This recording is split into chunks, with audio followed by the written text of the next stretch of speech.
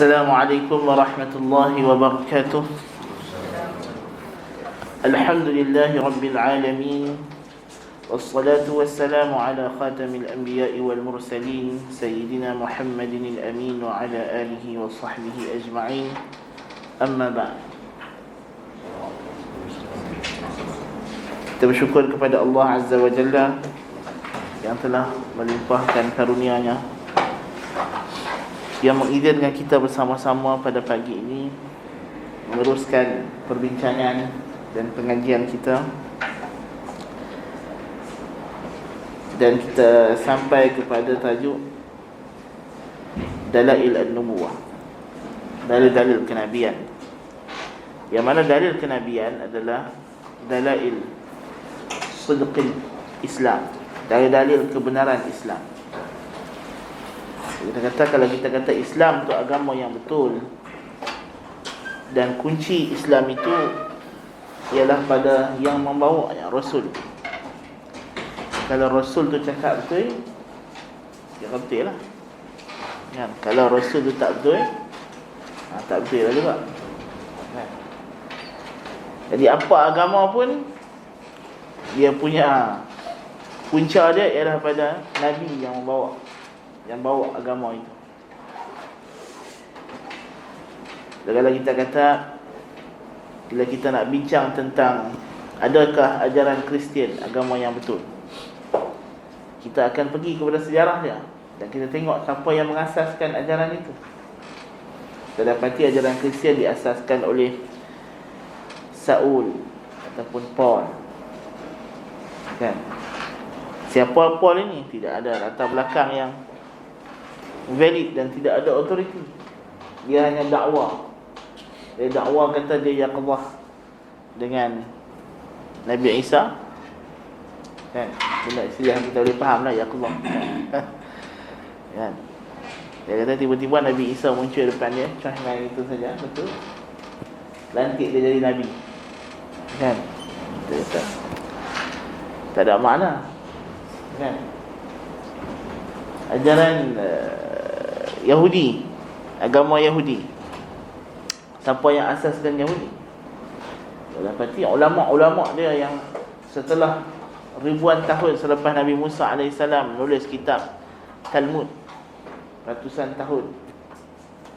Kitab Talmud ni siapa tulis? Tak tahu siapa tulis, tapi dia berkata ulama.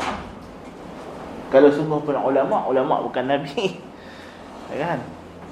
Tak bolehlah kita kata apa yang ulama tulis ni setara dengan, bahkan lebih tinggi daripada wahyu.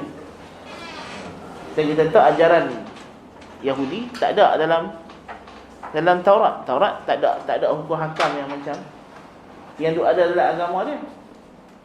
Ya kan? Yang macam-macam hukum hakam tu tak ada kan? Itu semua dalam Talmud besar-besar tu. Ya. Jadi kalau dia kata okey, ajaran Talmud ni ajaran suci, ajaran wahyu, biasa ditulis oleh karang oleh ulama. Dan ulama bukan sumber agama kan? Kalau kita kata agama Buddha, pertama sekali siapa Buddha? Kita pun tak tahu Buddha tu siapa kan? Lepas tu kitab dia bila tulis, dah 400 tahun lepas Buddha tu mati. Tu pun yang tulis apa? Ulama juga. Ulama dia lah kan? Ulama tu pun tak pernah jumpa Buddha. Anak murid Buddha pun dia tak pernah jumpa kan? Jadi macam mana kita nak kata dia kan? Kalau kita kata agama Confucius, siapa susun agama Confucius? Confucius tu sendiri. Confucius tu siapa? Dia ahli falsafah. Ahli falsafah bukan Nabi. Dia hanya menghimpunkan adat besar nenek moyang orang Cina ya, lepas tu dia kata inilah agama, kena ikut apa nenek moyang buat ya. Lepas tu setengah-setengah orang dia keliru kan? Dia kata ni raya Cina ni adat ke agama? Dia tak tahu agama Cina tu agama dia, agama adat. Dia agama ni ada agama wahyu daripada langit, dia ada agama adat. Agama adat ni maksudnya satu masyarakat, dia pembentuk agama itu berdasarkan ajaran nenek moyang. Macam agama orang Kebanyakan agama musyrikin macam tu lah. Kan, kalau kita tengok orang musyrikin Mekah zaman Nabi pun, agama dia pun based on apa nenek moyang buat. Kan? Allah Ta'ala kata, wa idza qila lahum ta'alu ila ma anzalallahu ila rasul wa idza qila lahum ta'alu ila ma anzalallah qalu bal nattabi'u ma alfayna alayhi aba'ana. Bila dia kata mai ikut apa yang turun kepada rasul, apa yang Tuhan turunkan, agama wahyu, dia kata tak, kami nak ikut apa yang kami dah terbiasa. Alfayna, mana alfayna? Terbiasa.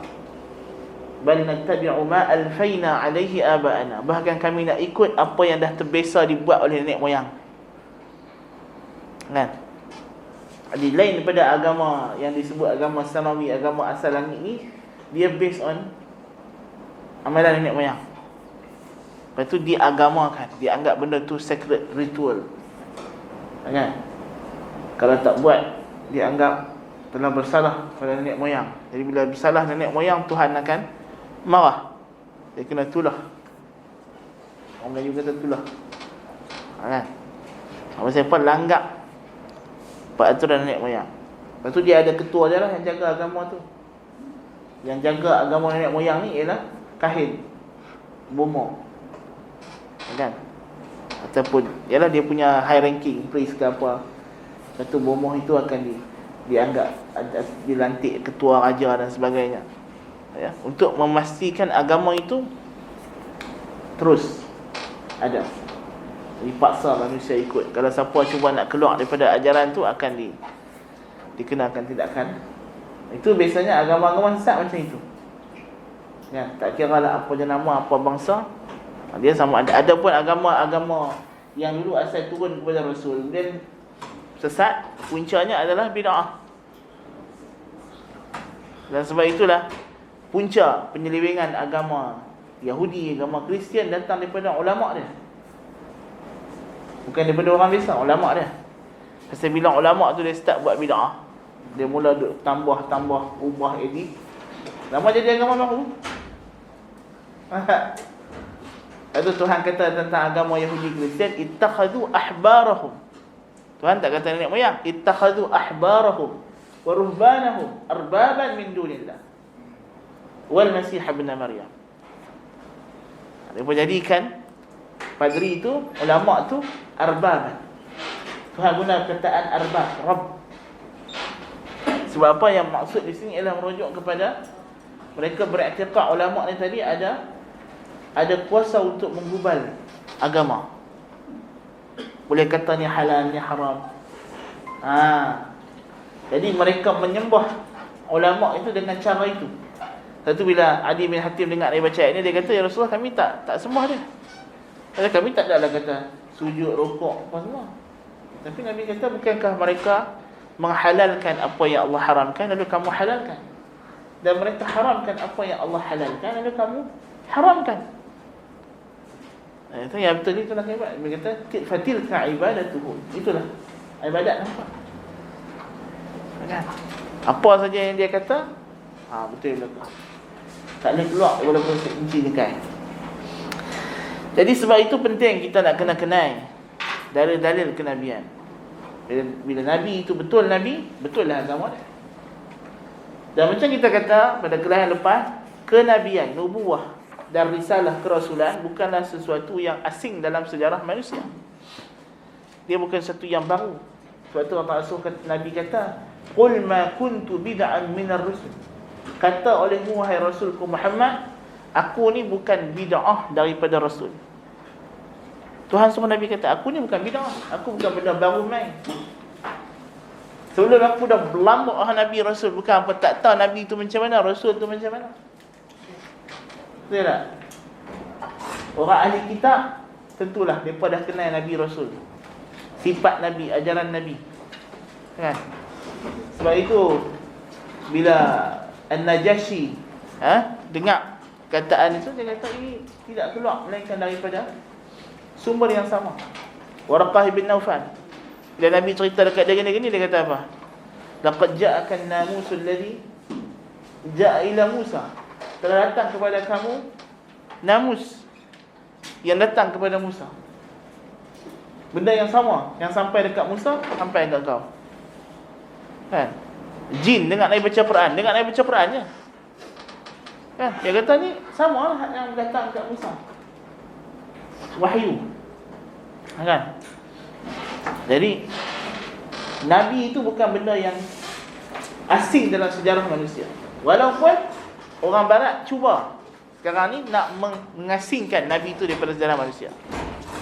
Kalau sejarah barat kan, dia sejarah dia mula dengan cerita pasal ahli falsafah dia, mula dengan Plato, mula dengan sebelum Plato Socrates kan.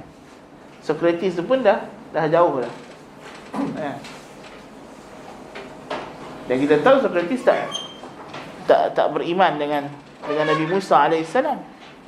Walaupun ada riwayat kata dia dengar pasal Nabi Musa, dia tak ikut. Kan? Tapi itulah masalahnya. Bila kenabian itu cuba di sideline kan. Sedangkan kenabian itu adalah benda yang makruf dikenali dalam kalangan sejarah manusia yang besar, manusia yang bertamadun, civilized world. Itulah golongan ahli kitab. Demikian juga, dan sebab itu kita tengok Allah Ta'ala pilih Nabi yang terakhir Nabi kita Muhammad sallallahu alaihi wasallam datang daripada orang Arab di Mekah, keturunan Nabi Ibrahim alaihissalam, keturunan Nabi Ismail alaihissalam. Sebab mereka adalah orang yang generasi yang hampir dengan Nabi. Hampir dengan Nabi. Jadi kita kata hampir dengan Nabi sebab Syekh Muallimi kan dia kira nasab sahabat-sahabat Nabi itu dengan tempoh agama Nabi Ibrahim itu diubah. Dia tidak lebih 9 nenek moyang. 9 ke 10 nenek moyang. Kan? Maknanya dia tak lama sangat. Tak lama. Maksudnya dia pun tahu. Satu orang Arab masih tahu mana hak bid'ah, mana hak sunnah. Dia kenal. Dia tahu kata hak ni hak nenek moyang kita tambah, bukan ajaran Nabi. Dia tahu. Dia boleh beza. Lepas tu bila Nabi habaq apa-apa kat mereka, dia tak boleh bantah. Sebab dia tahu hak ni bukan Nabi Ibrahim sebut. Orang Kristian dengan Yahudi, mereka dah lama dah. Kan, mereka dah masa Nabi Musa hidup pun mereka dah buat bid'ah dah. Kan? Yang kata bid'ah syirik pun buat. Jadi mereka dah berceramuk dah. Yang bawah-bawah ni, padri-padri tu mungkin tahu lah, tapi hak orang bawah-bawah tak tahu pun kelas ribut dah. Kan? Pasal dia dah generation to generation. Dan mereka dah taat taklid buta kepada ulama'-ulama'. Jadi sebab itu kita kata nubuah ni bukan benda yang asing. Sebab itulah Ibn Abil Ayyuban Syekh Islam Ibn Taimiyah kata, membezakan di antara orang yang betul dengan orang yang tak betul, orang cakap betul dan cakap bohong, mempunyai banyak jalan yang bukan berkaitan dengan dakwah nubuah. Tuhan jadikan untuk kita cam orang ni cakap betul ke cakap bohong. Macam-macam. Kan? Kita boleh kenal. Walaupun makan masa kadang-kadang, orang yang bohong pasti akan nampak bohongnya. Dia tak mungkin akan kekal orang percaya dia sampai sudah. Kan? Kalau satu orang dakwa kata dia guru, dia buat CV palsu, dia minta kerja jadi cikgu. Kan? Cikgu sukan, cikgu PJ. Kan? Dia pun menyamar jadi cikgu sukan, cikgu PJ. Kan? Cikgu PJ kira hak paling bawah lah ni. Kan? Hak simple. Nampak simple. Lepas tu dia kata cikgu kena train student. Pasal cikgu PJ kan, cikgu sukan, cikgu tahu sukan apa semua. Kan? Cikgu kena, kita ada pasukan nak pergi lawan gimnastik. Contoh kan, sekolah ada gimnastik kan.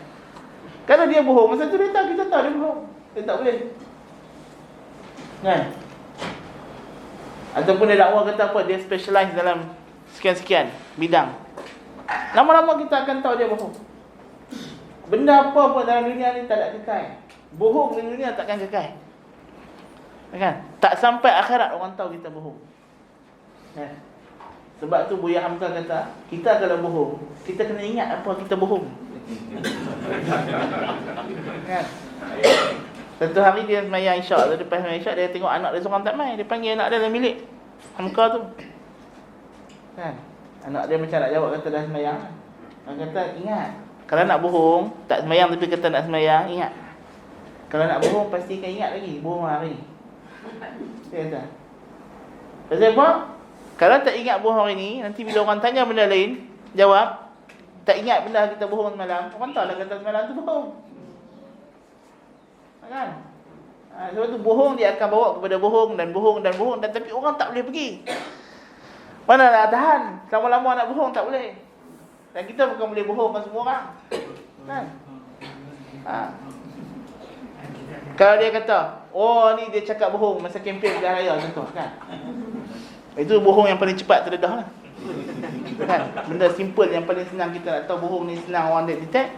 Tengok kempen pilihan raya. Pilihan raya adalah bohong, pesta bohong kan. Pesta bohong 5 tahun sekali orang semua pakat bohong. Kan? Tak sampai berapa minggu pun. Kan?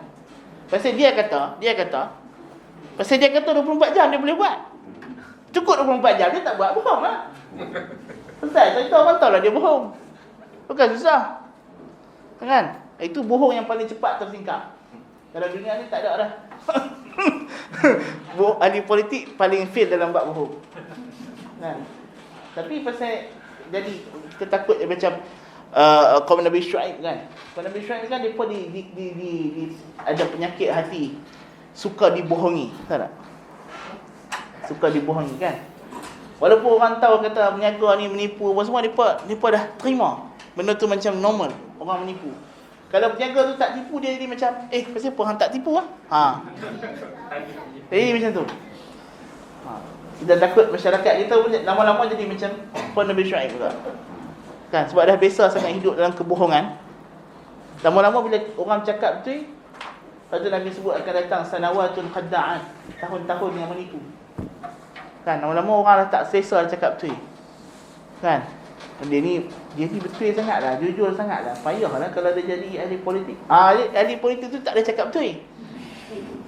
Kan, kalau ahli politik mesti kena ada kona baring. Kan, lagi rapat hang baring, lagi bagus dia kata. Kan, lagi tajam selekor hang buat, lagi cantik dia kata. Kalau hang jalan straight to the path, dia kata tak lama. Kan, jadi bohong tu dah jadi macam satu. Kan, jadi sebab itu kita kata orang yang berbohong, orang cakap bohong, dia takkan tekan. Kalau Nabi itu bohong, takkan lama. Sebab bohong dia bohong yang paling dahsyat. Pembohongan yang paling besar adalah bohong atas nama Allah. Kan? Sebab tu Ibn Qayyim debat dengan orang Yahudi. Dia kata kat orang Yahudi tu, dia kata hampa ni telah mencela Tuhan dengan sebesar-besar celah. Dia kata bila kami celah Tuhan? Kan? Kami tak pernah celah Tuhan. Oh, dia kata dia banyaklah benda dia celah Tuhan. Kan? Ibn Qayyim kata kalau satu raja, kan, satu orang dia dakwa kata dia adalah wakil raja. Kata saya telah dilantik oleh raja jadi menteri untuk buat urusan-urusan dia semua. Lepas tu dia buat zalim. Dia perang orang atas nama raja, dia bunuh orang, dia buat segala macam kekecohan lah, kita kata. Jadi huru-hara dia masyarakat sebab dia ni. Siapa yang tak taat perintah dia sebab dia pegang nama raja, habis kena hukum. Kan, siapa yang taat saja selamat. Kan. Dan raja tu tahu, kata dia ni duk bohong atas nama dia. Kan, raja tu tahu, kata kawan ni pergi kampung sekian, dakwa kata dia adalah gubernur wilayah ni, siapa tak bayar cukai dekat dia akan dihukum. Tapi semua tu bohong. Kan. Dan raja tu biar benda tu berpuluh-puluh tahun korang tu jadi, sampai korang tu mati dalam keadaan aman bahagia, rakyat dia pun bertambah, tentera dia semua meneruskan legasi dia, dan raja tu tak buat apa. Dia tak habaq pun, kata sebenarnya menteri ni bohong. Agak-agak raja tu raja apa? Raja cekia lah. Kan?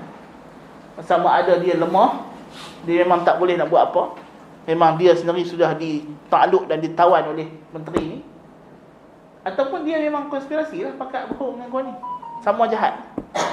Kan? Jadi Tuhan, walillahil mathalul a'la. Sekarang Allah Ta'ala datang satu orang kata aku ni Nabi. Dan Nabi dia buat apa? Dia mendakwa, kata, siapa ikut ajaran aku, Tuhan selamatkan dia.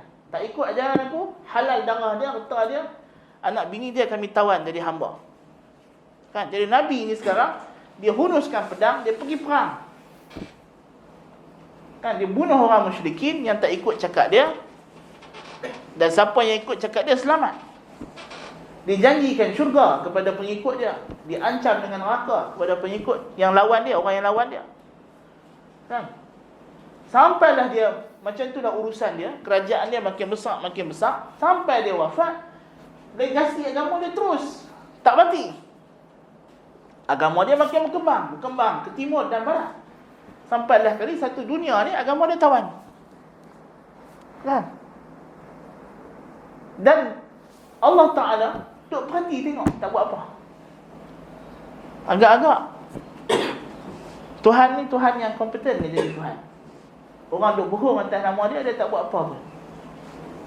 Kan? Jadi ini celaan. Sebab itulah kita kata mendustakan Nabi SAW adalah mencela ketuhanan Allah Tabaraka wa Ta'ala. Kan? Jadi sebab itu kita kata bohong adalah benda yang akan terdedak. Dan tak mungkin seorang yang bohong atas nama Tuhan lalu agamanya terus berkembang, ya? Melainkan ianya adalah agama yang benar. Assalamualaikum. So kita kata dalail nubuwah, jamak pada dalil. Apakah dalil-dalil kenabian Nabi SAW? Banyaklah ulama bincang perinci itu, cara macam-macam. Tapi ini yang kita ambil yang simple. Yang pertama sekali ialah benda kita nak tengok ialah sifat Nabi. Apa sifat Nabi? Sebab memang ini dalil pertama hak Nabi guna. Betul tak? Nabi dia naik atas bukit Safa masa awal-awal dia nak dakwah. Kan? Apa Nabi kata? Kan? Nabi tanya, "Hai orang Quraisy, kalau aku kata di belakang bukit ni ada tentera nak serang hangpa pagi petang, kau percaya tak?" Nabi tanya.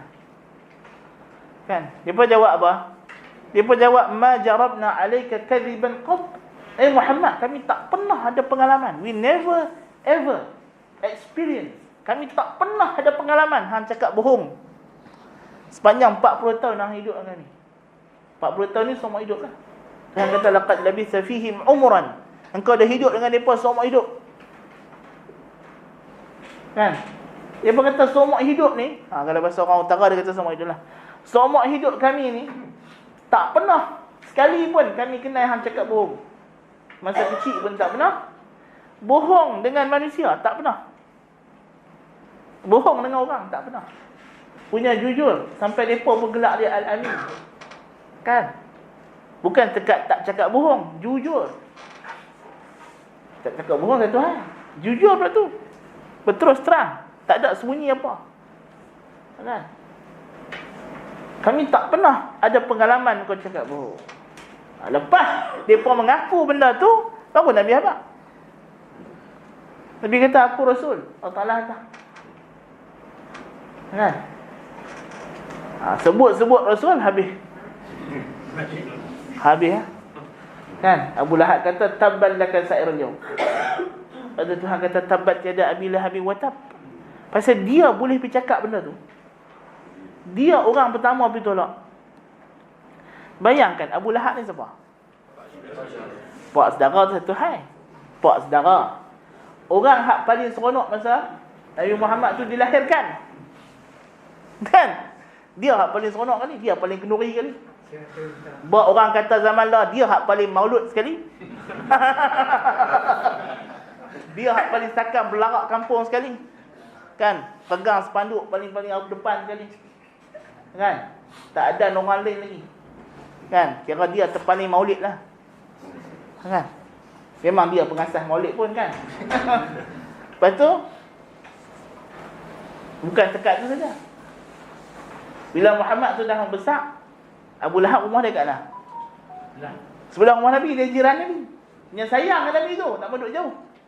Sayang kat nak menekan. Kan? Tak mau duduk jauh. Lepas tu bila Nabi dah kahwin ada anak, Abu Lahab buat apa? bagi pula anak dia kahwin dengan anak Nabi. Tak besan. Kan? Orang hak paling rapat, tiba-tiba dia hak paling pertama lawan. Tak patut ke Tuhan kata dekat dia, tabat tiada abi lahabin wa tab? Memang patut sangat. Kan? Memang patut sangatlah. Hang paling kenal dia, paling tahu hati budi dia, luar dalam. Kan? Tiba-tiba hang buat macam tu. Kan? Jadi kita kata dalil yang paling utama sekali adalah sifat Nabi itu sendiri, ciri-ciri yang ada pada diri seorang Nabi. Dan khususnya Nabi kita Muhammad sallallahu alaihi wasallam. Ya.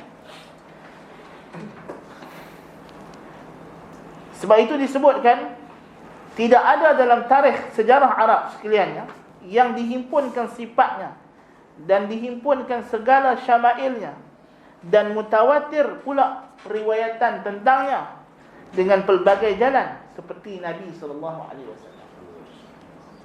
Raja pun kita tak simpan sejarah hidup dia macam Nabi. Betul tak? Tak simpan. Kan? Kita pun tak tahu detail sejarah hidup seorang raja. Daripada masa dia kecil, apa benda yang dia buat dalam bilik tidur dia, di luar bilik tidur dia, dalam toilet dia. Kan? Nabi ni tahu semua, orang tahu semua. Kan? Tak ada benda rahsia dalam hidup dia, terbongkar habis. Daripada apa yang dia buat di tepi jalan sampai apa yang dia buat di atas katil dengan bini dia. Tak ada rahsia. Tuhan tak rahsia 1 inci hidup Nabi pun. Nah. Pasal perfect. Tak ada apa nak mampu. Kan? Itu dalil. Manusia hak bohong, confirm dia ada benda dia takkan beritahu. Kan? Kita tak pernah jumpa. Kan? Tok Bomo hak yang masa nak berbuat orang selfie dah. Pernah jumpa? Oh, kita boleh check ni Instagram Tok Bomo ni, masa dia berbuat orang tu dia ada live streaming kan? Tak ada. Kalau dia buat live streaming orang tahu dia bohong. Kan lebih awal lagi orang tahu. Kan? Macam Raja Bomo tu kan? Kan? Nampak sangat bohong. Kan? Pasal dia mesti ada benda hak dia nak kena seal, sembunyi. Kan? Dan kalau pun benda tu bukanlah benda yang bohong, memang manusia ni ada aib yang dia kena tutup. Ada kelemahan diri, kekurangan. Tapi Nabi, semua benda. Tak ada apa yang kita tinggal daripada hidup Nabi sallallahu alaihi wasallam. Kan?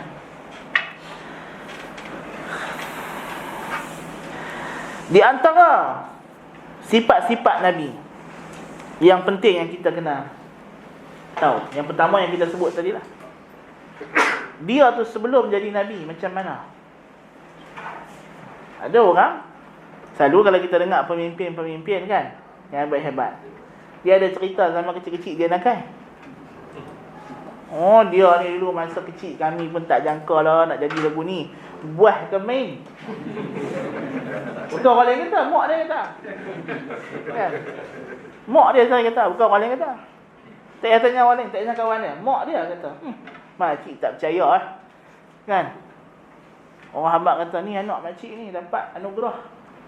Ya ke? Tak percaya lah. Mak dia orang pertama tak percaya. Bukan orang lain. Kan? Pasal manusia dia tak statik, manusia biasa. Kan? Pasal dia tak dipelihara. Tak dipelihara. Dia bukan dijaga daripada kecil oleh Allah Ta'ala. Yang jaga dia mak pak dia. Mak pak dia manusia. Mak pak dia siapa jaga? Tok nenek moyang dia. Nabi bukan mak pak dia jaga. Pak dia jaga mana? Pak dia tak dan tengok dia pun. Dia pun tak dan tengok pak dia. Kan? Mak dia jaga. Mana ada? Dia masa kecil pergi hantar duduk di kampung. Elok-elok balik rumah kat rumah mak dia pun meninggal. Kan? Lepas tu masa kecil Tok Wan jaga. Lepas tu pak menakan jaga, pelihara. Tapi mana sama? Pak menakan jaga, mana sama? Kan? Abdul Muttalib Tok Wan Nabi jaga. Tak lama juga. Kan? Ni hak lama tu Abu Talib. Kan? Tapi Macam mana Nabi tu terjaga, terpelihara, kan? Dijaga oleh Allah Ta'ala, dapat akhlak yang baik, kan? Tak sembah berhala, kan? Jadi makna kata, apa yang ada pada ciri Nabi sebelum dia jadi Nabi ini penting. Persaksian daripada orang musyrikin sendiri yang bersaksi bahawa dia adalah amin, macam kita sebut tadi. Dan Nabi panggil mereka di atas bukit Safa, kan? Nabi kata, kalau aku kata di belakang bukit ni ada tentera nak serang kamu, kan? Dia berkata, ma jarabna alayka kadhiba. Kami tak pernah ada pengalaman kau cakap bohong. Kata Nabi kata apa? Fa inni nadhirul lakum baina yaday azabin syadid. Lah ni aku nak hambat dekat hampa, aku ni nak bagi amaran kepada hampa tentang satu azab yang dahsyat akan datang. Dakwah itu rukun khutbah ialah ittaqullah. Dakwah ni bukan main dekat orang, Tuhan sayang.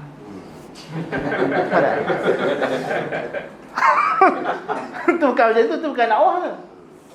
Nabi first ayat dia habaq ke orang musyrikin, fa inni nadhirun lakum baina yaday azabin syadid. Aku ni nadhir, pemberi amaran keras, akan datang dekat hangpa satu azab yang sangat dahsyat, yang menghancurkan. Tu baru betul. Itu baru betul dakwah, kan? Itu bila rukun khutbah Jumaat, dia kata ittaqullah, takutlah olehmu akan Allah, ambillah pelindung daripada azab Allah. Tak ada lah khatib kata, tuan-tuan sidang Jumaat yang dirahmati Allah, kita semua disayangi oleh Allah. Tak ada. Tak sah ada khutbah Jumaat itu, kan? Kalau bukan mazhab Syafi'i pun dia persyaratkan rukun khutbah mesti ada targhib dan tarhib, dia kata. Tak boleh targhib saja, kena ada tarhib, kena ada menggerunkan, menggemarkan dan menggerunkan, kena bagi tahu pasal neraka juga, kan? Dia masalah orang Kristian, dia ada satu isu di international ni pasal dakwah ni, dia pengaruh Kristian. Orang Kristian dia jadi isu, kan? Kita belajar dulu masa zaman nostalgia lama-lama dulu, masa dekat bilik kecil kita di lorong rahim Kajai tu, kan? Kan kita dah bincang, kan, apakah maksud Jesus Christ tu anak Tuhan yang ditebus? Tebus sebab apa tebus? Kan? Akhir sekali lepas daripada bincang itu gini-gini, kan dia berkata pandangan yang muktamad sekarang ni ialah tanda cinta Tuhan. Tuhan cinta manusia, kan? Pasal kalau hak yang ilah sebelum-sebelum tu kan teruk sangat, kan? Jadi akhirnya dia berkata kita dakwah ni tak payah sebut neraka, sebut syurga aja, kan? Tu yang Pope Vatican pun sampai kata apa, atheist pun masuk syurga tu. Nak buat apa? Kalau atheist syurga, buat agama, kan? Lepas tu minggu lepas hari Jumaat, kan? Pun sama juga, kan? Budak rancangan dia tu lah, rancangan Zulumat Ad-Din, nama rancangan TV dia tu Nuruddin, nama dia Nuruddin, kan? Tapi gelap agama, berumat semua, kan? Soalan tu memang planted lah. Takkanlah budak kecil tu boleh pandai tanya, kan? Planted, kan? Tanya, adakah orang Islam yang masuk syurga? Dia kata, tak. Tuhan kata orang Kristian masuk syurga, orang masuk syurga, semua masuk syurga, kan? Tu dia. Tu yang pelik tu, kan? Kristian syurga. Tapi bagi dia tak tahu lah, kan? Tanya dia, Wahabi tu syurga. Itu masalah. Ini golongan Khawarij ni, kan? Yaqtuluna ahlal Islam wa yad'una ahlal awthan. Perang dengan orang Islam tapi berdamai dengan penyembah berhala. Ini perangai Khawarij, kan? Lepas tu bila orang dah kritik dia, kata cakap dia tak betul apa semua, dia kata apa? Dia kata ada, dia kata pandangan ulama ramai, Tuhan akan masukkan neraka. Ui, tak sama tu cik oi. Pandai dia nak cari hak Ibn Taymiyah sebut tu lah. Ibn Taymiyah taklah kata gitu, cuma Ibn Taymiyah nak kata ada pandangan ulama salah yang ramai, neraka akan dimusnahkan Tuhan. Ni dia kata tak, Tuhan akan masukkan syurga, masukkan neraka orang masuk syurga semua? Mana ada. Ulama salaf paling-paling kurang adalah pendapat kedua mengatakan neraka tu sampai satu masa yang lama Tuhan akan hapuskan neraka dan isinya sekali lah. Bukan mana kita orang kafir tu masuk syurga, ada. Kan? Tu tak ada datang pandangan salaf. Kan? Dah selama ni duk kutuk Ibn Taymiyah betul. Bila hang nak buat hang punya sesat, betul hang lapik nama dia, betul hang selewing perkataan dia. Faham kan? Kan? Jadi ini masalah golongan international. Kan dia ni kalau kita tak kedudukan dia besar. Kan dia bekas mufti Mesir. Kan? Itu satu hal. Betul dah lah dia baru main Malaysia pula. Kan? Betul anak-anak murid dia ramai kat Malaysia ni. Kan? Kebanyakan student Azhar pada masa dia jadi mufti tu anak-anak murid dia. Kan? Dan digelak sebagai mujadid pula. Tapi itu kita kata bohong, tengok. Dia ni berlakon jadi orang agama. Lepas jadi mufti Mesir, sekarang dia kerja apa tu? Jaga apa? Indah Water. Sarhi. Kan? Jadi ahli parlimen, betul dia jadi mas'ul ayat logi rawatan ni. Kan? Tapi cakap buat agama pasal dia bukan mufti kan. Tapi nak kata orang macam ni menyesatkan manusia ramai. Tapi kita tengoklah tak bertahan. Dia menyamar jadi ulama. Dia menisbahkan diri dia kepada Islam. Tapi sebab dia bohong, lama-lama orang tahu dia bohong. Bila dia mula bagi fatwa pelik-pelik, macam cerita satu kisah entahlah betul entah tidak. Kan dikatakan satu orang ni dilantik dia mufti, tapi dia bodoh. Lepas tu puak dia tanya, hang jadi mufti macam mana hang tak ngaji? Kan? Dia kata senang aja. Siapa pun mai tanya saya akan bagi jawapan mudah. Dalam masalah ni ada dua pandangan. Dia kata senang jadi mufti ni, kalau susah dia kata. Apa orang tanya, kalau kita tak tahu, abang kata fil mas'alati qaulan. Ulama khilaf. Jadi orang kata mari kita uji dia. Kan? Kita uji dia. Kan? Orang tanya, Tuhan wujud tak? Dia kata fil mas'alati qaulan. Orang tahu dia kata dia bohong. Takkanlah Tuhan wujud pada dua pandangan. Kan? Punya bohong, punya takti, bohong. Nampak? Bila pun bohong mesti akan terdedah. Okey? Jadi kita tengok itu dari segi mauqif yang sangat ketara. Dan Nabi SAW gunakan ini sebagai hujah. Kan? Nabi tak datang terus bawa main mukjizat tiba-tiba terbelah bulan dah. Kan? Nabi establish satu hujah yang cukup logik. Menggunakan hujah logik, hujah akal. Kalau aku tak pernah bohong dengan manusia, takkan tiba-tiba hari ni aku main kata aku ni rasul. Kan? Tak mungkin, mustahil. Dan hujah ini sama juga dipahami oleh Heraklius, Maharaja Byzantium. Kan? Bila dia tanya kepada Abu Sufyan, kan? Dia tanya beberapa soalan. Kan? Soalan Heraklius ni, ini adalah soalan tentang sifat Nabi, sebab dia adalah bukti nubuah. Heraklius tanya, yang pertama dia tanya apa? Nasab.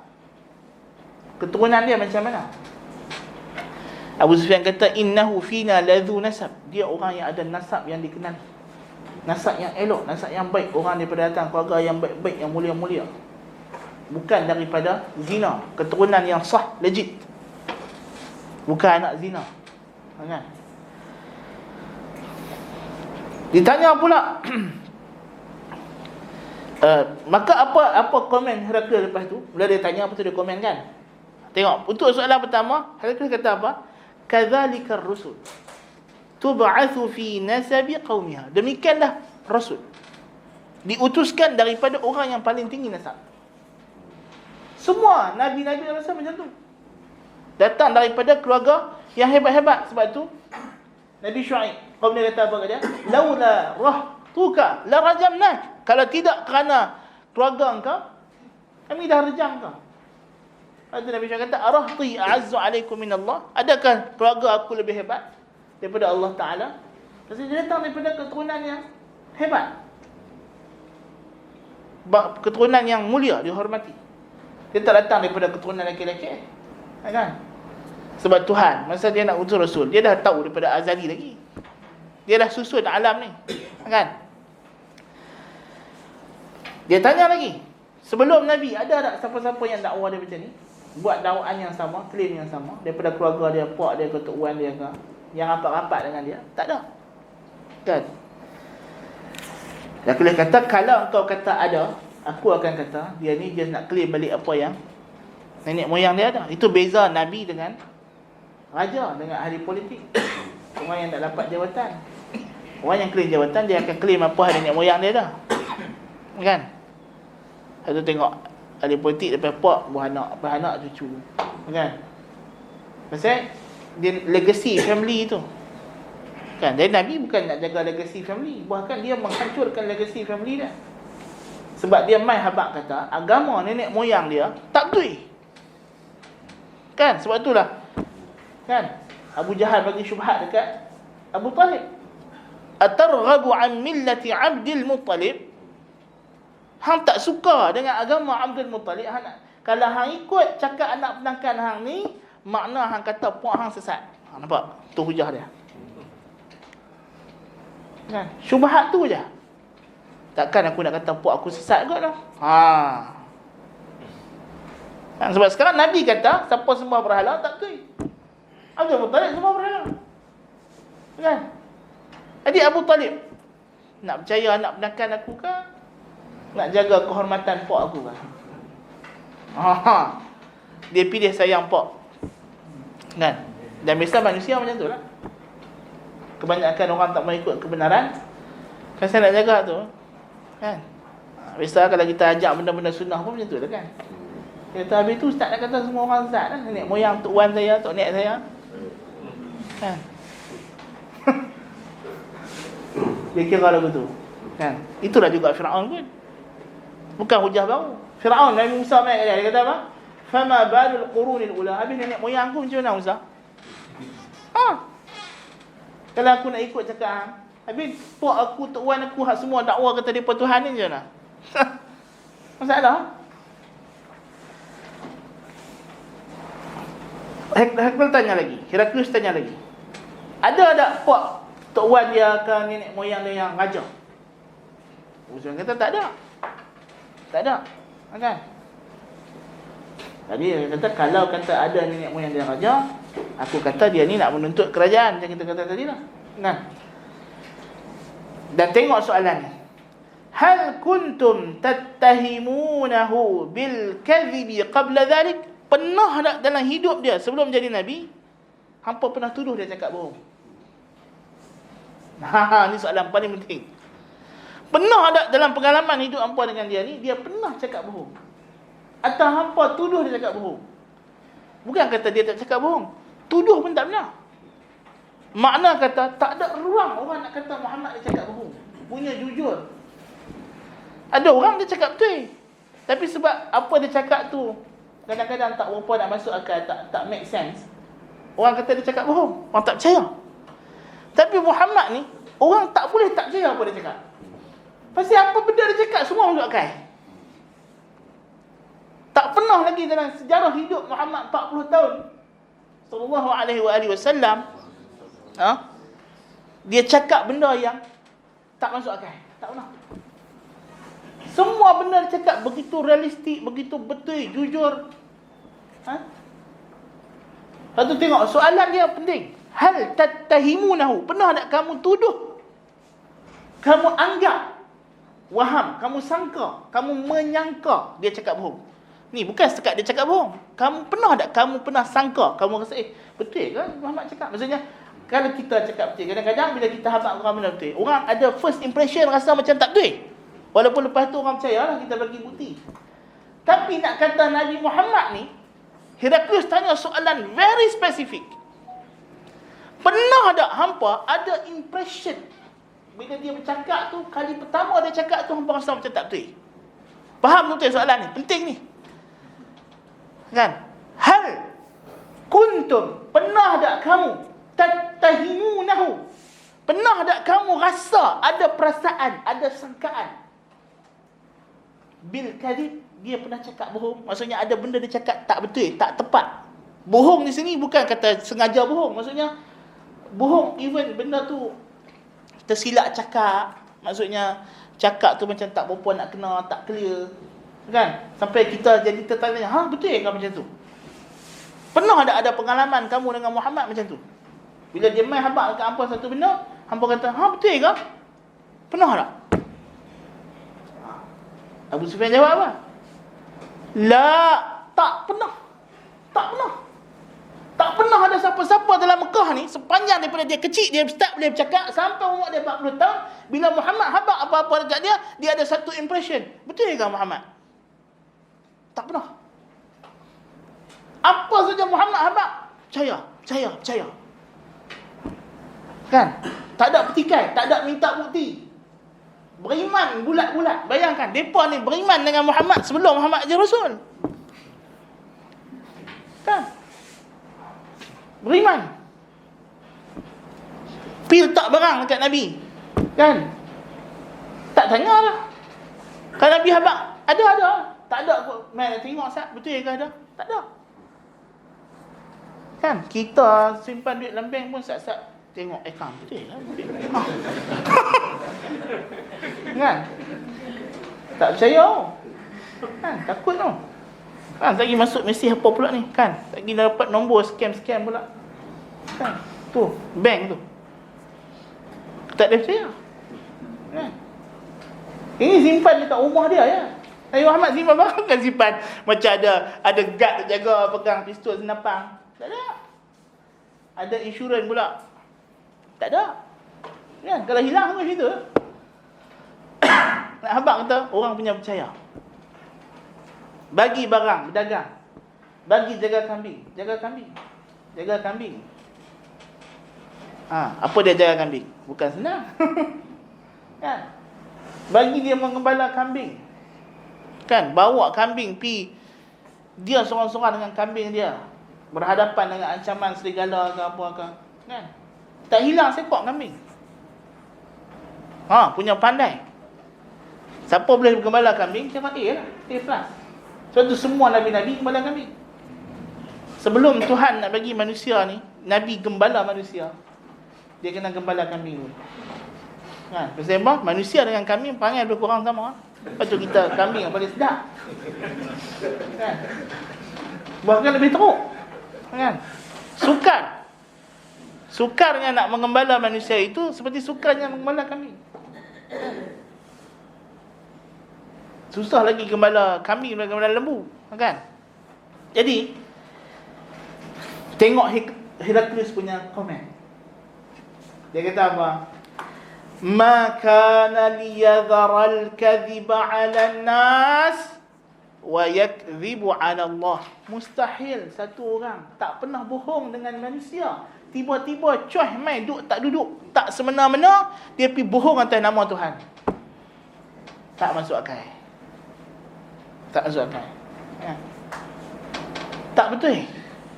Ini tak logik. Kalau hang kata dia cakap bohong dah, kan, dia 40 tahun hidup tak pernah cakap bohong, hampa beriman dengan dia dalam segala macam urusan hidup abah. Kan, selama ni hampa beriman. Hampa tak pernah ada impression cakap bohong. Apa dia habaq hampa percaya, apa dia habaq hampa percaya. Bulat-bulat hampa telan. 40 tahun dah hampa duk telan bulat-bulat cakap dia. Pasal apa? Tiba-tiba dia mai habaq kata kalau hampa tak ikut aku masuk neraka, hampa tak percaya. Tak logik. Dia tak pernah cakap bohong pasal kambing yang dia jaga, pasal barang hak dia jaga, pasal duit hak dia pergi bawa berniaga. Kan? Nabi Muhammad ni bukannya dia punya pekerjaan dia bukannya pekerjaan yang biasa-biasa. Pekerjaan yang melibatkan harta manusia. Jaga kambing. Ini harta yang sangat mahal. Kan? Kalau kita kata jaga kambing ni macam orang hak jaga saham orang. Kan? Dia kena invest, dia kena apa. Dan Nabi Muhammad pun memang jaga saham lah, mesti dia bawa harta orang pergi berniaga. Kan? Pergi berniaga, balik laku untung. Sampai kahwin dengan tokek. Punya hebat. Kan? Punyalah hebatnya dia berniaga tu. Berniaga pun pandai. Pasal apa kena berniaga? Nabi tu. Pasal macam itulah manusia. Nak ajak dia masuk syurga, kena pandai tawak-menawak ni. Manusia ni pandai. Pasal Tuhan sifatkan syurga tu jual beli. Walaupun bukanlah jual beli, tapi nak macam tu lah. Kan, nak kena pandai pujuk. Kan, nak kena bagi diskaun. Kan? Orang datang dekat Nabi nak semayang solat malam. Boleh tak Rasulullah, aku nak semayang, tak mau tidur-tidur. Nabi kena pandai pujuk, bagi diskaun, bagi ganjaran. Kalau aku bagi offer ni, macam ni cara dia. Kan? Nabi jaga kata amanah.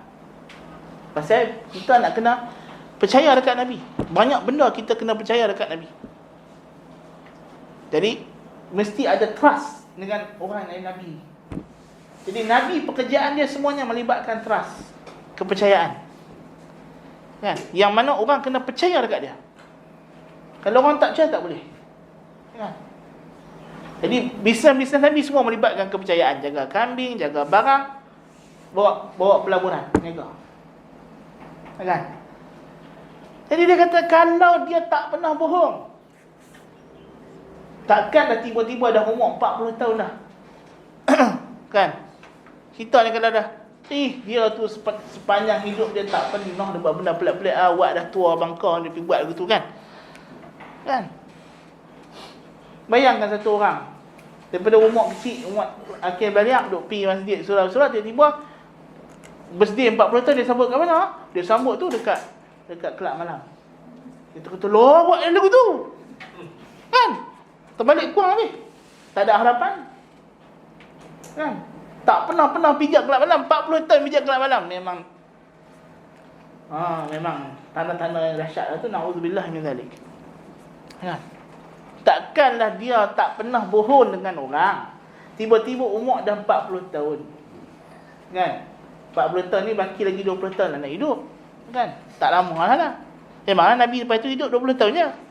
Kan? Takkanlah dia ada hujung hayat dia pergi jadi bohong. Bohong bukan bohong biasa-biasa. Ini bohong kemuncak segala bohong. Jadi tak mustahil. Heraklius kata tak mungkin. Dia tak pernah bohong dengan manusia, tiba-tiba tak duduk, tak semena-mena tapi bohong atas nama Tuhan. Itu sifat Nabi. Kan? Kemudian dia tanya, itu sifat ciri-ciri Nabi pada batang tubuh Nabi sallallahu alaihi wasallam. Ya.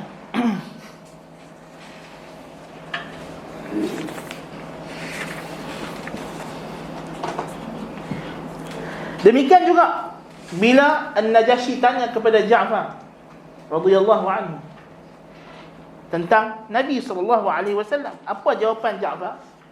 Dia kata, "Ayyuhal malik, wahai raja, kunna qauman ahla jahiliyah." Kami ni orang jahiliyah. Na'budul asnam wa na'kulul maitah. Kami sembah berhala, makan bangkai. Bangkai maknanya maitah tak sembelih lah. Wa na'til fawahish. Kami buat macam-macam benda keji. Wa naqta'ul arham. Kami putus silaturahim. Kan, gaduh sikit perang, gaduh sikit perang. Wa nusi'ul jiwar. Kami buat tak elok kepada jiran tetangga. Bergaduh sikit, ada apa tak kena sikit, masam muka, perang kabilah dengan kabilah. Wa ya'kulul qawiyyu minadh dha'if. Yang kuat makan yang lemah. Fa kunna 'ala dhalika. Kami macam itulah hatta ba'athallahu ilaina rasulan minna. Sampailah Allah hantar satu rasul yang mai daripada kami sendiri, bukan orang luar. Macam mana makna minna ni? Na'rifu nasabah. Kami kenal keturunan dia. Kami kenal pak dia siapa, mak dia siapa, tok wan dia siapa, nenek moyang dia siapa. Kami kenal semua orang baik-baik. Pemimpin-pemimpin kami juga. Wa sidqah, dan benarnya dia. Kami kenal dia cakap betul, tak pernah cakap bohong. Wa amanatah, dan amanahnya. Wa afafah, dan jaga diri, tak pernah terlibat dengan benda-benda keji. Muhammad bukan kaki perempuan, bukan kaki minum, bukan kaki pesta. Kan? Bahkan dia tak boleh buat benda tu. Kan? Dari riwayat, sebahagian riwayat sirah kata Nabi Muhammad pernahlah sekali nak pergi tengok pesta, tapi tu tertidur. Daripada tak start pesta tu sampai esok pagi jaga-jaga habis. Jaga Affah ni, duk buat kerja berat, bina Kaabah. Kan? Abu Talib kata, selaklah kain, nak angkat batu senang. Selak kan jatuh pingsan terus. Kan? Sejak daripada tu tak pernah dilihat lagi Nabi Muhammad tu selak aurat dia, tak pernah. Tu tak ada Nabi daripada kecil. Kan? Daripada kecil. Subhanallah. Nak wapi tempat berhala, takut saya jatuh sakit terus nampak berhala. Sejak pada tu buat penakan dia tak pernah bawa dia pergi. Kan? Dia hanya beribadat dengan agama Nabi Ibrahim daripada awal. Pasal orang musyrikin Mekah dia tahu apa ajaran Ibrahim, apa ajaran dia tahu. Dia boleh beza lagi. So, kita kata specialnya orang musyrikin Mekah ni, dia tahu hak mana hak dia buat bid'ah dengan mana hak benda sunnah. Dan dia tak paksa orang yang tak mau buat bid'ah dia. Muhammad tak mau. Kan? Cuma bila Nabi Muhammad nak batalkan bid'ah dia, tu dia marah. Tu kan lain orang kata agama ni benda peribadi. Kita jadi macam Abu Jahal dengan Abu Lahab kan? Kalau agama ni benda peribadi, Abu Jahal, Abu Lahab tak kacau Nabi kan? Kalau Nabi tu seorang-seorang tak mau sembah berhala, berlambak bukan Nabi seorang tak sembah berhala kan? Yang dikenali sebagai golongan khulafa kan? Dia pun tak kacau apa pun. Tak ada kacau pasal dia pun tak kacau authority kan? Yang mereka marah dengan Nabi Muhammad tu pasal Muhammad kata agama aku saja yang betul, agama hampa semua tak betul. Itu poin dia. 3 kali Tuhan sebut dalam Quran, huwallazi arsala rasulahu bil huda wa dinil haqq liyudhhirahu 'ala ad-din kulli. Kan? Liyudhhirahu 'ala ad-din kulli. Supaya agama tu memadam agama yang lain. Itu yang dia tak boleh terima tu. Kan? Jadi tengok sekali lagi penghujahan dari segi sifat Nabi SAW. Di antaranya lagi ialah pengakuan orang yang rapat dengan dia. Kan? Orang yang rapat dengan siapa? Pertama sekali bini dia. Bila Nabi dapat wahyu, balik rumah ketak-ketak, selimut kan. Nabi sendiri takut dia ni dah jadi apa betul ke apa aku dapat ni kan. Tapi tengok jawapan Khadijah binti Khuwailid radhiyallahu anha ummul mukminin.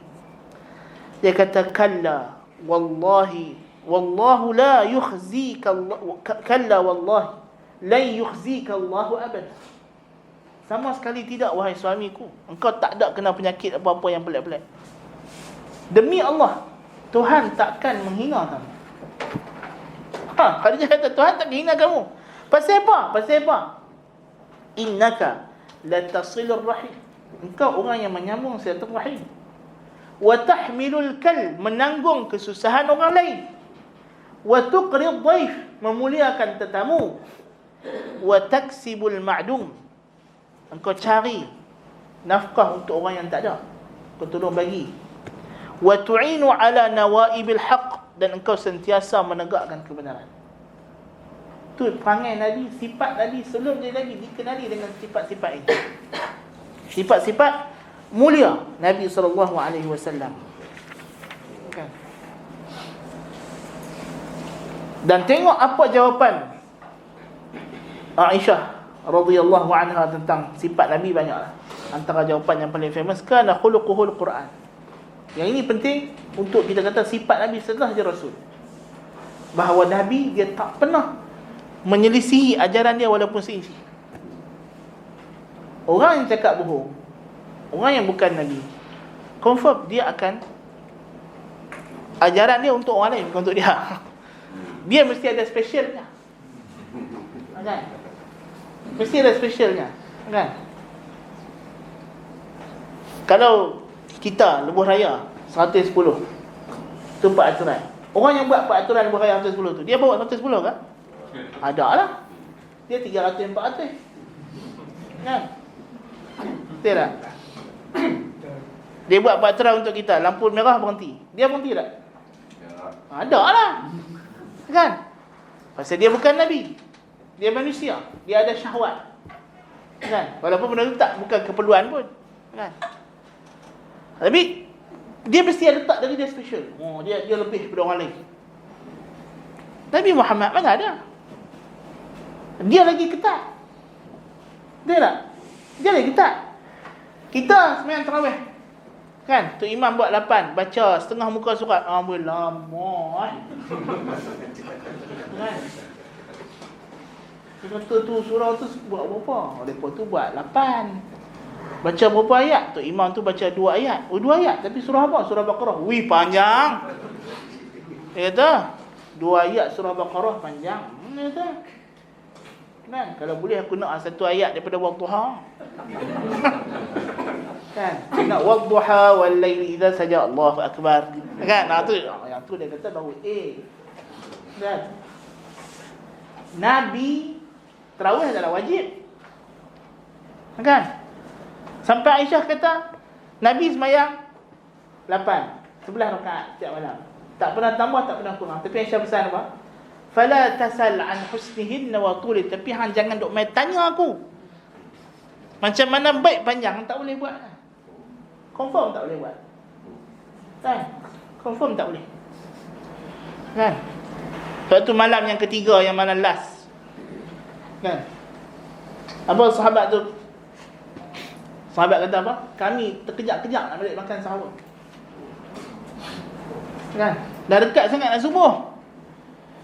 Sampai dia kata, ya Rasulullah, dah alam-alam macam ni sampai subuh je lah.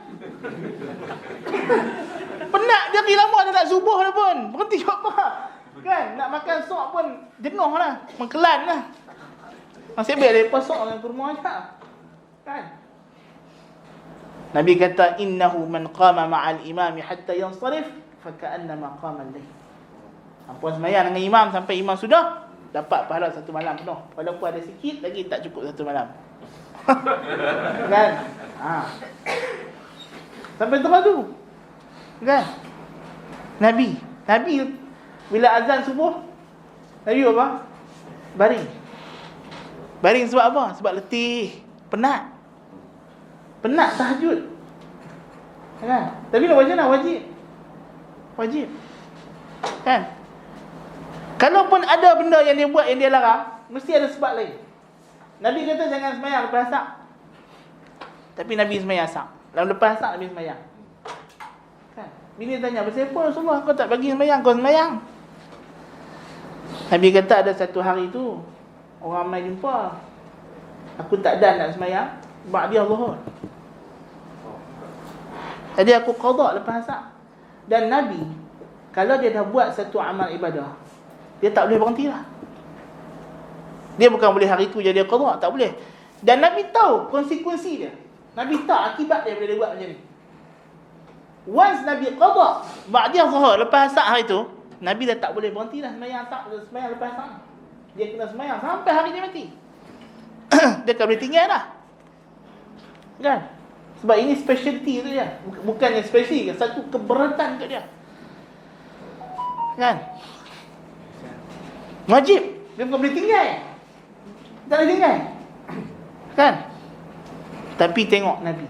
Undang-undang itu dia cukup berat. Umat dia kahwin sampai 4 saja. Kan? 4. Cuba bayang kalau kita kena kahwin 5. Allahu Akbar. Babah. Kan? Seorang pun jenuh. Kan? 2 pun jenuh. Dia tengah mandi. Kan? Nabi, bini dia berapa? 9. Bukan senang. Nabi kata 2 bini tak adil, esok kiamat sengit sebelah. Kan? Itu. Nabi 9 dia boleh adil 99. Setiap bini perangai lain. Betul bini Nabi dia ada 9 orang. Betul dia ada 2 camp kan? Bini Nabi ada 2 camp. Tengah buat main. Itu bini Nabi. Kan? Bayangkan. Subhanallah. Dan Nabi bila dia kahwin, bukan dia nak kahwin. Tuhan suruh. Bukan dia boleh pilih nak kahwin siapa dan siapa. Kan? Bila Nabi teringin nak cerai Hafsah, boleh Nabi cerai Hafsah? Tak boleh, Jibril mai. Turun wahyu. Jibril kata, raji' Hafsah. Balik ke Hafsah. Fa innaha sawwamah qawwamah. Kerana dia adalah wanita yang kuat berpuasa, salat malam. Wa innaha lazawjuka fil jannah. Dia bini kau dalam syurga. Kau tak boleh pilih kan? Nabi kahwin bukan dia pilih-pilih orang, dia suka-suka nak kahwin, tak boleh. Mana Tuhan kata kena kahwin dengan kau ni, kahwinlah. Kan?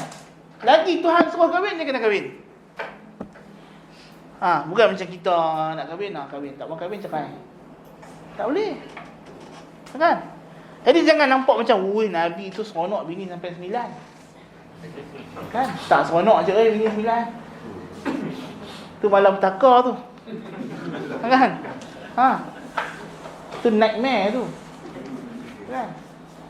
Pasal ajaran dia, suami dengan isteri ni tanggungjawab besar. Tu kena faham tu. Kau tak boleh tengok Nabi kahwin 9 saja. Kau kena tengok dalam ajaran Muhammad, apa tanggungjawab suami, apa tanggungjawab isteri, macam mana rumah tangga. Very, very difficult. Kena fulfill semua tu. Nampak tak? Kena fulfill. Kan? Macam mana dia nak berhadapan dengan jealous, cemburu bini-bini. Kan? Bayangkan Aisyah kata, aku punya cemburu sampai aku cari suar kaki aku dalam lubang-lubang, kot-kot kena patuk diulak. Kalau jengking supaya Nabi mai kat aku. Pasal Nabi pergi bini seorang lagi. Tu orang perempuan macam tu, sanggup patuk diulak. Kan dia peduli. Kan? Sebablah bini Nabi. Kalau bini kita bukan dia, kita tu dah patutlah. Jangan buat main. Kan? Bila Aisyah radhiyallahu anha ummul mukminin, Siddiqah binti Siddiq, kata Nabi kana khuluquhul Quran, ini berat. Cukup berat. Dan ini kalau kita faham makna dia, ini dalil kenabian yang sangat besar. Tak ada lah orang yang hebat-hebat, pemimpin yang hebat-hebat buat peraturan, dia ikut peraturan tu lebih daripada orang lain. Bohong, tak pernah ada dalam dunia ni. Mesti dia akan buat keistimewaan untuk diri dia. Tapi Nabi dia tak buat keistimewaan untuk diri dia. Bahkan sebaliknya, dia tanggung hak yang orang umat dia tak tanggung. Kan? Dia korban wajib. Macam kita tak apa lagi. Tak apa lah. Tahun ni korban kah? Tengok dulu. Tahu lagi. Tengok dulu. Relax ya. Tengok dulu, tak tahu korban ni dah nak masuk raya puasa dah ni. Raya puasa pergi raya haji bukannya lama, selang sebulan saja. Kumpul duit dah nak korban. Tak tahu lagi. Pasal duit tu kumpul ingat nak beli televisyen. Tu. Kan? Simpan duit dari televisyen, tapi tak mau korban. Ya kan? Pasal korban bukannya tak boleh makan terlalu sangat. Tapi Nabi dia wajib korban atas dia. Bukan boleh ada tahun Nabi kata, tahun ni aku tak mau korban ya Allah. Tak boleh. Dan dia kena korban bukan untuk diri dia saja, untuk umat dia hak tak korban pula. Kan? Sampai terang tu dia kena tanggung pula hak umat dia punya. Subhanallah. Itu Nabi. Kan? Jadi kalau ini bukan pemimpin biasa. Ini ciri-ciri Nabi. Dia menanggung yang Khadijah kata tadi, wa tahmilul kal. Engkau menanggung kesusahan orang lain. Itu sebelum dia Nabi. Sebab itu Tuhan jadikan dia, sebab bila jadi Nabi, lebih banyak kesusahan umat dia yang dia kena tanggung. Kan? Itu tengok.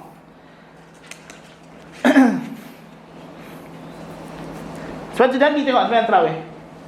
Nabi bukan ajak panggil orang sembahyang tarawih. Kan? Nabi keluar satu malam, Nabi keluar sembahyang dekat masjid. Pasal Nabi dia sembahyang tahajud, dia tak sembahyang kat masjid. Kan? Dia sembahyang dalam rumah dia. Kan? Jadi Dia Nabi kelak masjid. Orang tahu lah Nabi bila sembahyang di masjid ni sembahyang yang jemaah. Jadi orang main ikut. Nabi tak paksa. Nabi tak paksa. Sahabat tengok Nabi sembahyang dia kata, ni mesti mesti kena ikut ni. Pasal Nabi tak nak memberatkan umat dia. Sampai teratur. Tu pun kita duk rasa berat lagi. Kan? Tengok Anas bin Malik kata apa? Anas bin Malik ni siapa dia? Budak kecil umur 10 tahun. Tahu tak? Bila Nabi sampai di Madinah, mak dia bawa dia kata, ya Rasulullah, ni anak aku ni bagi jadi khadam. Budak kecil umur 10 tahun. Kan?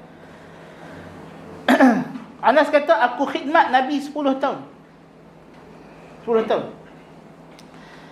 Nabi tak pernah kata uffin qat. Nabi tak pernah kata apa yang aku buat uff. Kan? Kita, bibi kita umur 60 tahun. Boleh tiap. Awak buat macam ni, awak masuk gini tak ni. Kan? Nabi, khadam dia, pekerja dia, budak umur 10 tahun. Nabi tak pernah kata, awak buat lagu ni. Tak pernah. Anda kata tak pernah. Nabi kata macam tu dekat aku. Dan Nabi tak pernah kata benda yang aku buat, pasal apa buat lagu ni. Dan Nabi tak pernah tengok benda yang aku tak buat, awak tak buat lagu ni.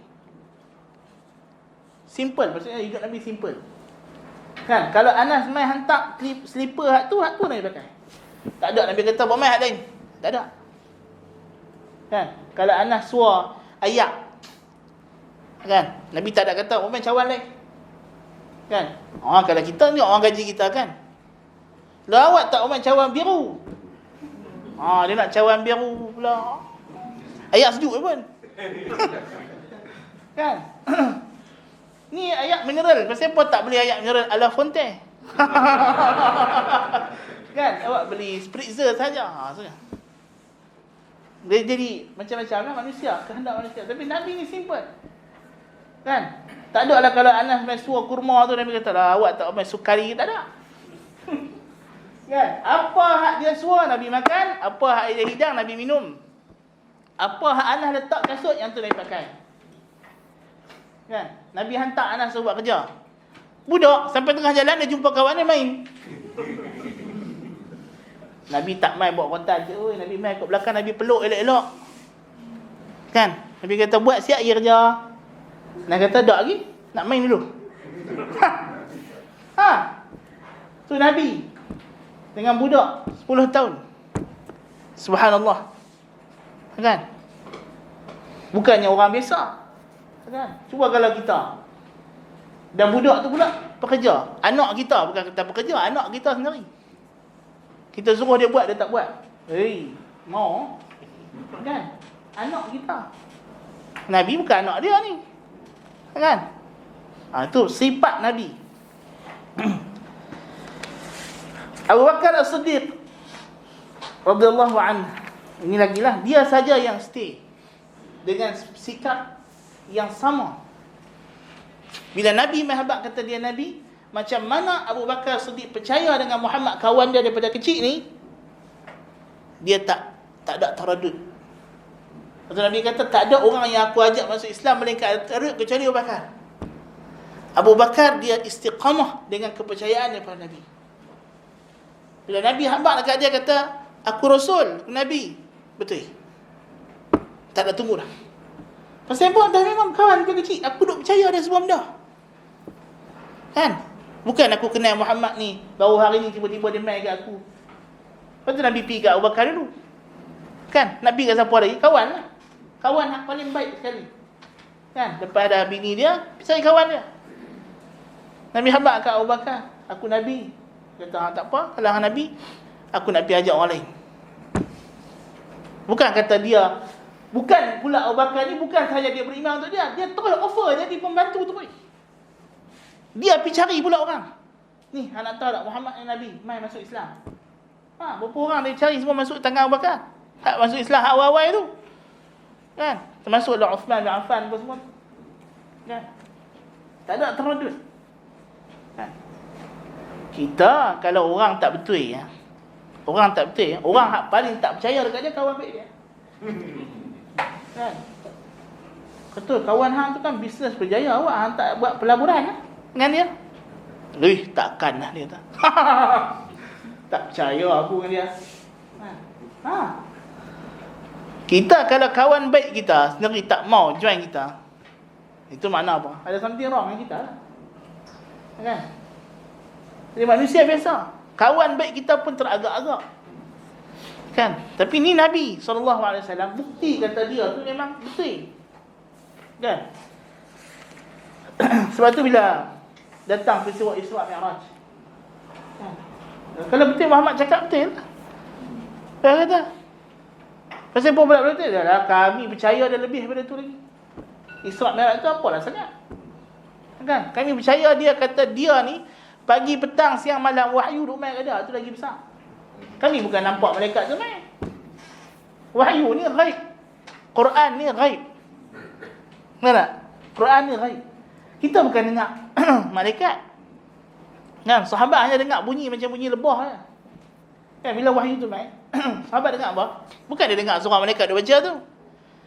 Kan? Dengar bunyi macam bunyi lebah tu orang muka Nabi. Kan? Bukan dia dengar bunyi surah malaikat baca. Lepas tu Nabi baca. Kan? Dan kita percaya. Kan? Cuma kalau kita depan tu, macam mana kita nak agak kan? Betul kata dia nak bunyi ni dia baca elok pula. Alhamdulillahi Rabbil Alamin. Sedap. Tadi dengar bunyi macam kan? Itu nak beza umat Muhammad dengan Bani Israel. Bani Israel punya lok-lak. Kan? Mereka dah semua betul lembu. 70 orang Nabi Musa kata pilih bawa naik Bukit Tur Sina pergi bertaubat. Kan? Bila Nabi Musa duk bercakap dengan Allah Ta'ala, punya dahsyat benar. Mereka dengar suara Tuhan. Bukan suara malaikat. Suara Tuhan. Kan? Lepas-lepas dengar suara Tuhan, dia kata apa kat Nabi Musa? Arinallaha jahra. Ya Allah. Dia kata, hai Musa, kami nak tengok Tuhan baru percaya. Dah hang duk dengar Musa duk bercakap dengan Tuhan. Suara Tuhan hang dengar tadi ni. Bukan suara malaikat. Yang kawan-kawan Nabi, sahabat-sahabat Nabi ni, bukan suara Tuhan, suara malaikat tak dengar. Kan? Kalau malaikat mai pun mai dalam rupa orang.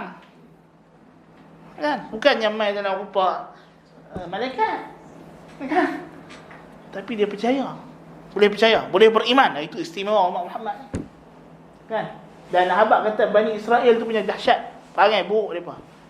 Tuhan kata wa dhallalna alaihimul ghamam. Kami datangkan awan payung mereka. Dahlah kau ajak dengan Tuhan. Tuhan suruh masuk, tak masuk.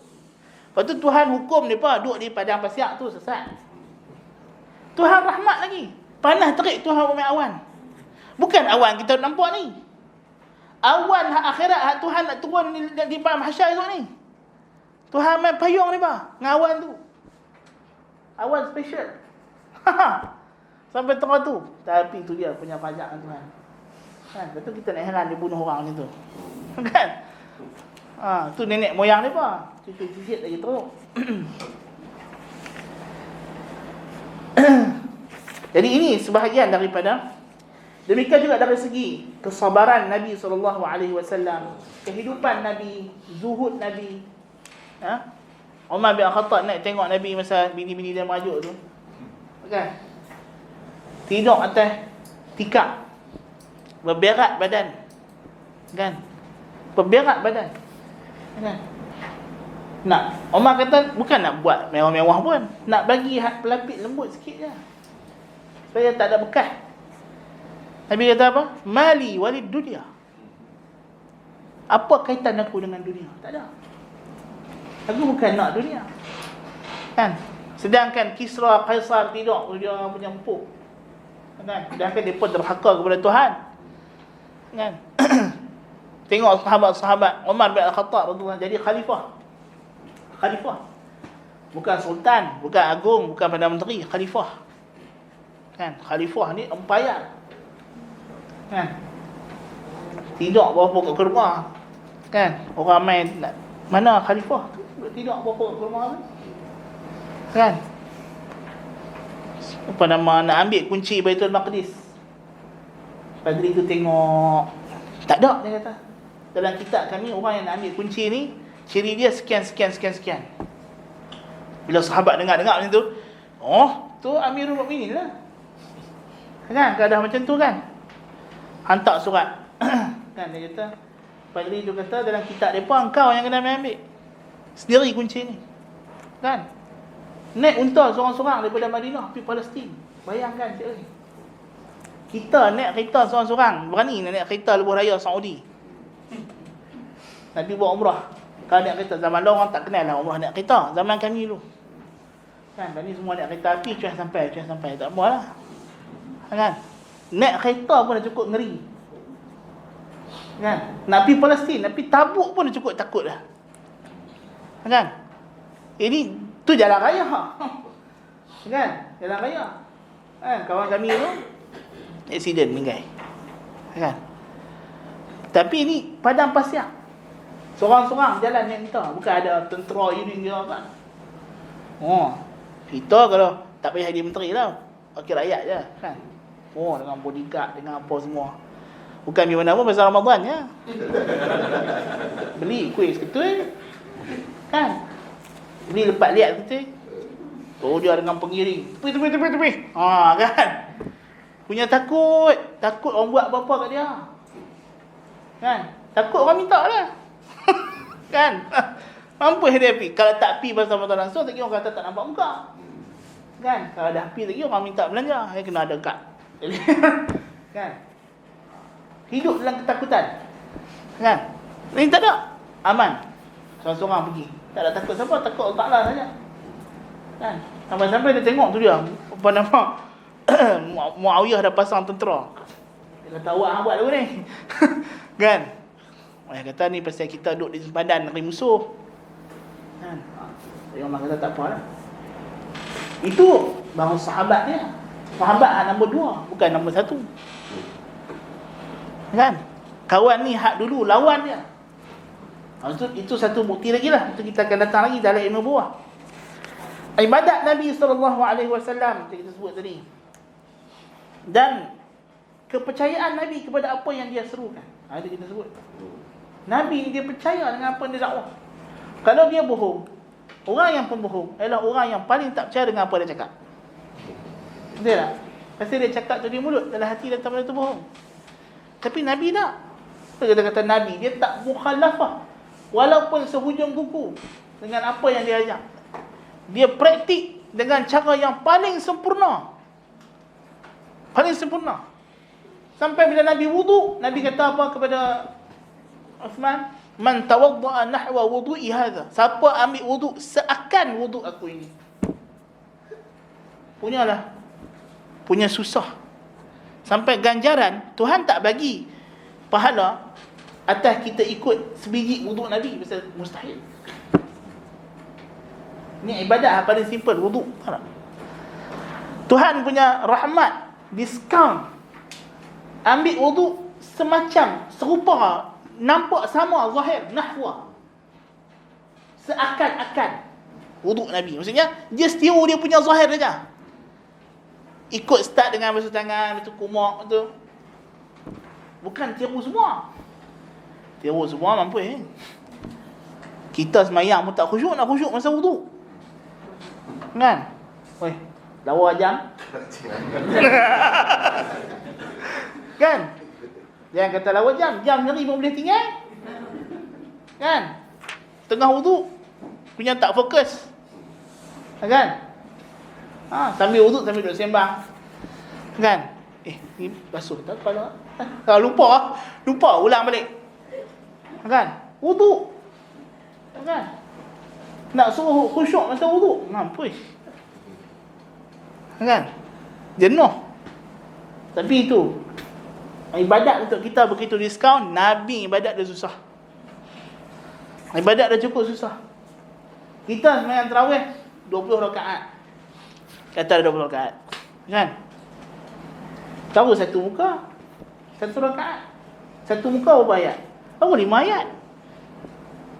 Kan? Satu muka 5 ayat saja. Kan? Punya dah sikit. Nabi SAW dia sembahyang 8. Satu rakaat. Rakaat pertama saja Nabi baca daripada Baqarah sampai An-Nisa. Kan? Kalau sahabat yang try nak ikut Nabi tu kan, dia kata dah lah Baqarah sampai An-Nisa, bukan baca macam imam masjid wilayah tu, laju hadar gitu. Kan? Nabi baca ayat satu-satu. Aisyah kata Nabi baca ayat pendek sampai ayat tu lagi panjang daripada ayat tu. Baca betul berhenti, kalau doa berdoa. Kan? Betul kalau apa makna Nabi faham. Kan? Baca slow-slow macam baca Quran yang di luar sembahyang tu. Macam tu Nabi baca dalam sembahyang. Kan? Itu Nabi SAW. Jadi itu ibadat Nabi adalah bukti kata dia Nabi, pasal dia percaya, yakin dengan apa yang dia ajar. Dan dia dapat lebih khuluquhul Quran. Akhlak Nabi SAW adalah Al-Quran. Wallahu ta'ala a'lam bis-shawab. Aqulu qawli hadza wa astaghfirullahal azim li wa lakum. Subhanakallahumma bihamdika asyhadu an la ilaha illa anta astaghfiruka wa atubu ilaik.